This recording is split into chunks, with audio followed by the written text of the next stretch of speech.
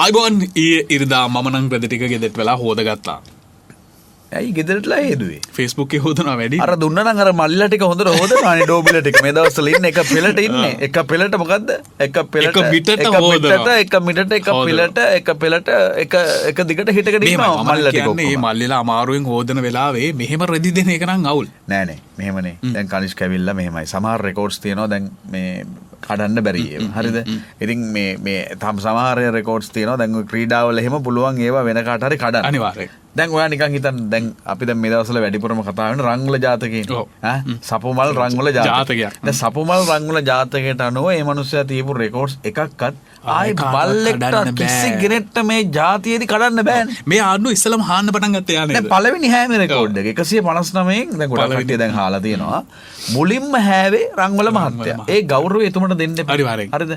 දැන් ඇත්තටම එතුම හැවේ නැත්තම් මේ දැනුත් ඔය පුටුවේ වාඩිලා ඉන්න රටේ තියෙන උත්තරීතරම ආයතනයේ හොර සර්ටිෆිකේට් එක දීපු මිනිහට මේ අනිත් ඒවා කජ්ජද්ද මෙයා හැබැයි හොඳ වෙලාවට හැවේ නැත්තම් ඔය ඇක්සිඩන්ට් එකද කරගන්නේ කතානායක. අන්න ඒකයි. එහෙම පොඩි එකක් තියෙනවා. හැබැයි මෙහෙමයි. අනිත් එක මම කියන්නේ දැන් ඔය මේ පොලිසිය ගැනත් අපි වෙනම කතා කරමු විනාඩියක් විතර දාලා ඊට කලින් මේ රංගවල ගැන තා පොඩ්ඩක් කතා කරොත් දැන් මේ රංගවල ජාතකයට අනුව මොන වුණත් මේ මිනිස්සයා මෙහෙම මහන්සි කරන එක වැරදි. පොලිසියනත් එහෙම හිතුණා වෙන්න පුළුවන්. ඒකත් දන්නේ නැන්නේ බැලුව පිම්බුවේ නැත්තේ. මේ පැය 10ක් 20ක් විතර ගියානේ. දැන් නම් ඒ පුම්බල වැඩක් නැහැ. කොහොම හරි දැන් මෙහෙමනේ මේ මිනිස්සෙක්ට දරා ගන්න පුළුවන් සීමාවක් තියෙනවානේ කනිෂ්ක. එක පැත්තකින් ඔළුව කණ්ඩ හදනවා සහතිකේ කොයිද කියලා. මිනිහා අවුලට බිව්වත් දන්නේ නැහැ. හරි. ඔව් ඒ මිනිහා මේ ජපානට පයින් යනවා වගේ කාලයක් ගියා ඔය සහතිකේ හොයන්න. පහුගිය අවුරුදු දෙකමාරම සහතිකේ හෙව්වා. හරිද? දැන් කවුද දන්නේ ඔය වාහනේ බොනට් එක හරි සහතිකේ හොයන් ගිහලා තිබ්බත් දන්නෙත් නැහැ. ඕක පැලවත්තර දෙන්න යන ගමන් වුණා වෙන්නත් බැරි. වෙන්න පුළුවන්. ඒ හම්බුණා. හරි දවල්ට යන්න බෑනේ කළා තියෙනේ ඔය හැටියට. හරිද මිනිස්සුන්ට මොකද දෙන්න බෑනේ. මේක රෑ වෙලා මේක දාගෙන ගියා. ඔය ආස්සේ වෙලා තියෙනවා කියලා කියන්නේ මොකද දන්නවද? රන්වල බීලා නැහැලු. වාහනේ බීලා ඉඳලා තියෙන්නේ. හොඳටම ඩෝප් වාහනයක තමයි මිනිහා නැගලා තියෙන්නේ. පොලිසිය අර පොඩි ළමයා බිව්වා වෙන්න බැරිද? මම හිතන්නේ එහෙම කියන්න බැරි නෑ. මේ පොලිසිය හෙටානින්දර කියන්න බැරි නෑ වාහනේට ඩෝප් කියලා. ඒ කියන්නේ මෙහෙමයි ගහපු තෙල් එක්ක පෙට්‍රල්ද ඩීසල්ද මම හිතන්නේ පෙට්‍රල් වෙන්නේ නැති. ඒකට මද්දසාර කවලම් වුණා කියලා වගේ කියන්න බැරි නෑ.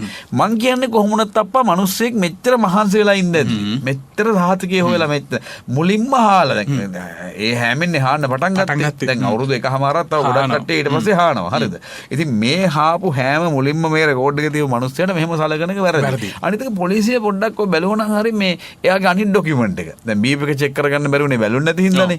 මේ අනිත් ඩොකියුමන්ට් එක බැලුවනම් තව ෆේක් ඒවා තියෙද කියලා පොඩ්ඩක් ඉන්ෂුරන්ස් කාඩ් එක, ලයිසන් එක මාර වැඩේ කියලා කියන්නේ කනිෂ්ක දැන් මේ හංගවල මහත්තයාගේ chance එක සාමාන්‍යයෙන් බීලා ගියත් එහෙම මේ ඕගොල්ලෝ උදාහරණයක් ගන්න එපා බලන් ඉන්න කට්ටිය මේක එහෙම බීලා යන්න එපා මොකද ඕගොල්ලෝ රට සාමාන්‍යයෙන් දැන් හිතන්න දැන් වෙන මිනිස්සෙක් බීලා ගියා කියලා ෂටර් එක වහත් කරලා පුළුවන් නම් උම්මා දීලා වඩාගෙන යන්නේ පොලිසිය.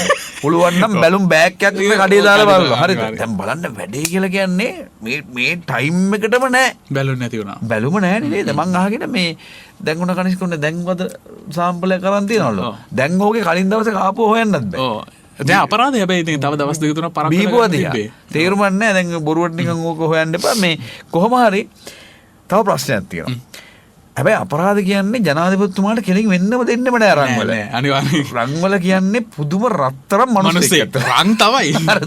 දැන් අතන බලන්න දැන් ඔයා බැලුවොත් එහෙම දැන් ජනාධිපතිතුමා විතරනේ අපි දකින්නේ. ඔව්.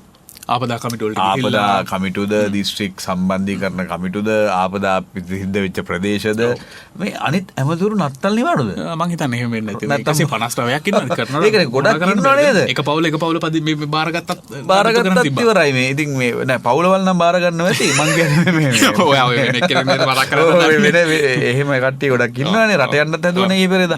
මං කියන්නේ ඒක නෙමෙයි. දැන් මේ ඔයා අනවශ්‍ය කතා මතක් කරලා ට්‍රැක පන්නනවා. හරි දැන් ජනාධිපතිතුමා ඇරෙන්න වෙන ඇමතිවරු එක්ක නිවාඩු. එක්ක මේගොල්ලෝ ඇනුවල් නිවාඩු දාලා නැහැ. හැබැයි මේ ලාල්කාන්ත ඇමතිතුමා නම් සුද්ධ කරන වැඩේට බහැලා. එයා දාලා තිබ්බා Facebook post එකක් රන්වල කියන්නේ හොඳ මහත්තයෙක් කියලා. නෑ අප්පට සිරි. නෑ මෙහෙමයි ඉතින්. එතුමත් ඉතින් කනබඩ මිනිස්සයා. එතකොට අර ඒක තියෙනවා. ඒ හින්දා වෙන්නේ නැහැ. මොකද එයාත් පහුගිය කාලේ විපක්ෂ ඉන්නකොට ওই විදිහට වාහනයක බීලා ගිහිල්ලා මක්කර සන්තෑසියක් කරගත්ත අපිට මතකයි. ඉතින් සමාන කට්ටිය ගැන පොඩ්ඩක් උණු වෙන එක සාධාරණයි. එතුමා තව පෝස්ට් එකක් දාලා තිබ්බනේ. මොකක්ද අර සුපිරි මොකක්ද ඒකට සුපිරිසුදු ආදීන් මොකක්ද ඒක මොකක්ද අපි ගාව හොඳ පෝස්ට් කීපයක් තියෙනවානේ. අපි ටික බලන්න දාමු. අපි ටික මේ බලන්න දාමු අපි. ඒතකොට යාර බලා ගන්න පුළුවන් මේ ඕගලන්ටත් බලා ගන්න පුළුවන් මේ පළ වෙච්ච ඒවා මොනවද කියලා. ඔයා කතා කරන එක මම මේ ඉතින් කොහොමාරි කනිෂ්ක අපිට කියන්න තියෙන්නේ අවසාන වශයෙන් මෙච්චරයි.